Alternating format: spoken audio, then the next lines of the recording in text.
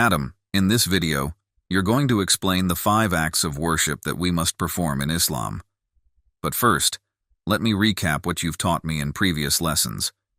Islam is divided into 4 categories: the 5 unseen beliefs, acts of worship, doing good deeds, avoiding bad deeds.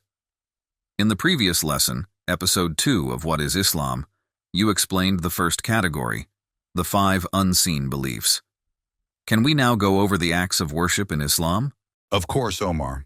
Before explaining the 5 acts of worship, let me clarify something. Doing good deeds and staying away from bad deeds are also considered acts of worship.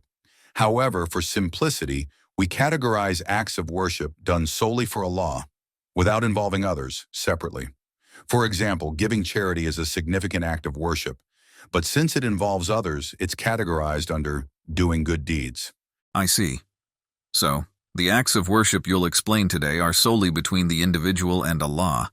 Exactly, Omar. Now let's go over these acts of worship one by one. They include remembering and mentioning Allah, or Thikr in Arabic, performing prayer, Salah in Arabic, fasting, Sawm in Arabic, pilgrimage, Hajj and Umrah, striving for the sake of Allah, which is Jihad. The first act of worship is Thikr, or the remembrance of Allah. Whenever you mention Allah, you're performing an act of worship. Thikr is essential, as it includes various practices such as thanking Allah, reading the Quran, making supplications, dua in Arabic, seeking forgiveness, istighfar in Arabic, glorifying Allah, which is tasbih in Arabic, where Muslims often say Subhanallah, which means glory be to Allah. Even in prayer, you are engaging in Thikr, as prayer involves remembering and mentioning Allah. So, simply reading the Quran or making a dua is an act of worship? Yes, exactly. These are all acts of worship because they're directed solely to Allah. There are numerous verses in the Quran that highlight the importance of Thikr and the consequences of neglecting it. Let me share a few. In Surah Ar-Ra'd, chapter 13, verse 28, Allah says, "Those who have believed and whose hearts are assured by the remembrance of Allah." Unquestionably, by the remembrance of Allah, hearts are assured. This verse emphasizes that true peace and tranquility of the heart are found through the remembrance of Allah, highlighting the spiritual comfort that believers gain from constantly remembering and connecting with Him. In Surah Al-Ankabut, chapter 29, verse 45, Allah says, "Recite, O Muhammad, what has been revealed to you of the book and establish prayer. Indeed, prayer prohibits immorality and wrongdoing, and the remembrance of Allah is greater." This verse emphasizes the importance of reciting the Quran and establishing regular prayer, highlighting that prayer acts as a deterrent to immoral behavior and wrong actions. It also reminds that the remembrance of Allah is of even greater significance. Finally, in Surah Taha, chapter 20, verses 124 to 126, Allah warns about the consequences of neglecting His remembrance. "But whoever turns away from my remembrance, indeed he will have a depressed life, and we will gather him on the day of resurrection blind." These verses explain the consequences for those who turn away from the remembrance of Allah, indicating that they will lead a difficult life and will be resurrected blind on the day of judgment as a result of their disregard for Allah's signs. That's enlightening, Adam. I didn't realize how significant Thikr is in Islam. Yes, Omar, Thikr is incredibly important because it shows your devotion to Allah as the one and only Creator. Let's move on to the second act of worship, performing prayer. Prayer is one of the most essential acts of worship, and it is obligatory for all Muslims. In Surah Al-Baqarah, chapter 2, verse 43, Allah says, "And establish prayer and give zakah, and bow with those who bow, in worship and obedience."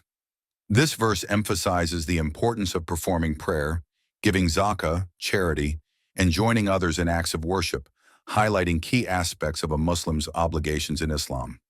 Also, in Surah Al-Baqarah, chapter 2, verse 110, Allah emphasizes, "And establish prayer and give zakah, and whatever good you put forward for yourselves, you will find it with Allah." This verse emphasizes the importance of prayer and zakah, charity, while reminding believers that whatever good deeds they perform will be rewarded by Allah, who is fully aware of their actions. How many times a day are we required to pray? Muslims need to pray 5 times a day. The Quran mentions specific times for prayer. We'll explore this in more detail in a separate lesson dedicated for performing prayer. Performing prayer is essential in Islam, as highlighted in Surah Hud chapter 11, verse 114, and establish prayer at the two ends of the day and at the approach of the night. Performing prayer with humility and concentration is vital, as mentioned in Surah Al-Mu'minun, chapter 23, verses 1 and 2. Certainly will the believers have succeeded, they who are during their prayer humbly submissive. Are there any consequences for neglecting prayer? Yes, there are consequences. In Surah Maryam, chapter 19, verse 59, Allah says, "But there came after them successors who neglected prayer and pursued desires, so they are going to meet evil."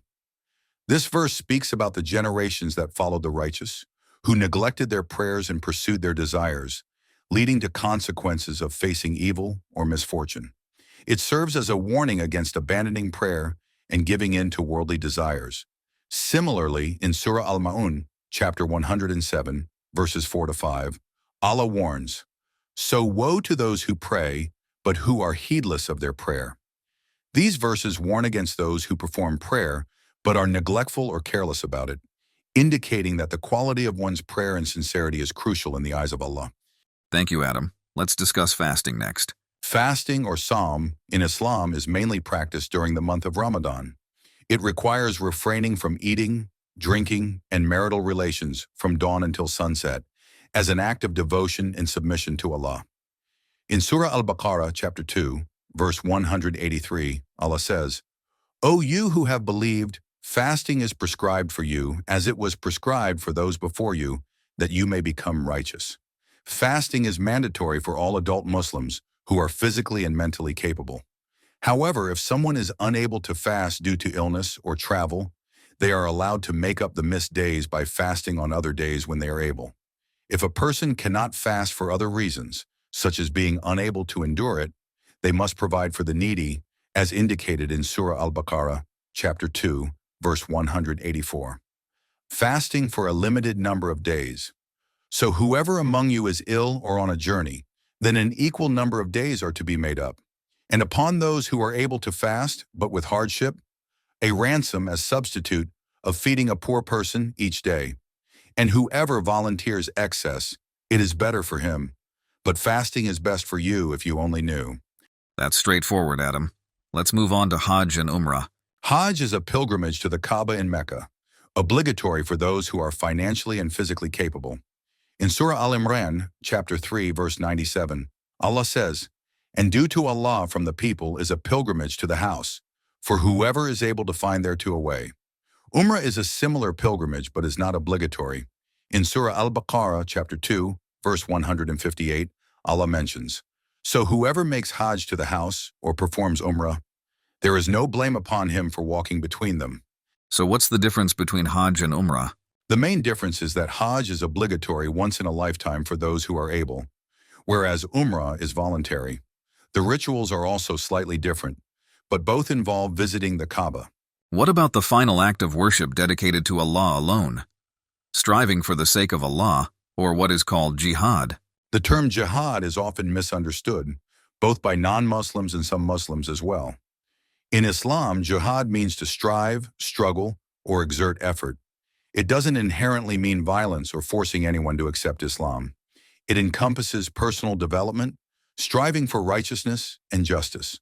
In Surah Al-Ankabut, chapter 29, verse 69, Allah says, "And those who strive for us, we will surely guide them to our ways.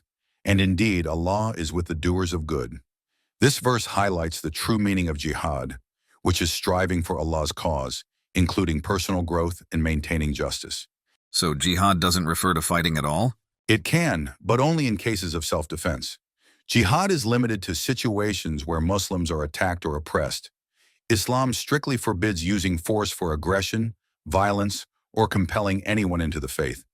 The Quran advocates for peaceful coexistence and only permits fighting when Muslims are under attack or oppressed. In Surah Al-Baqarah, chapter 2, verse 190, Allah says, "Fight in the way of Allah those who fight you, but do not transgress. Indeed, Allah does not like transgressors." This restricts fighting to self-defense, prohibiting actions like harming innocents or attacking non-combatants. Also in Surah Al-Hajj, chapter 22, verse 39, Allah says, "Permission to fight has been given to those who are being fought because they were wronged." Fighting is only allowed in self-defense or when being wronged. What about forcing people into Islam?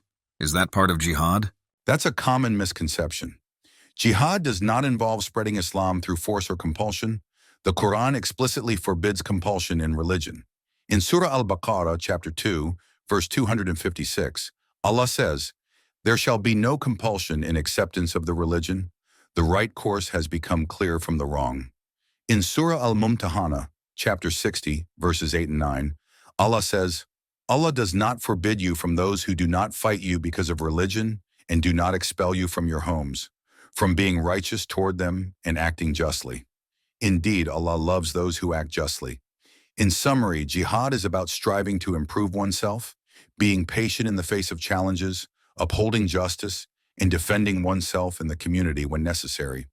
It's not about spreading Islam through violence or coercion.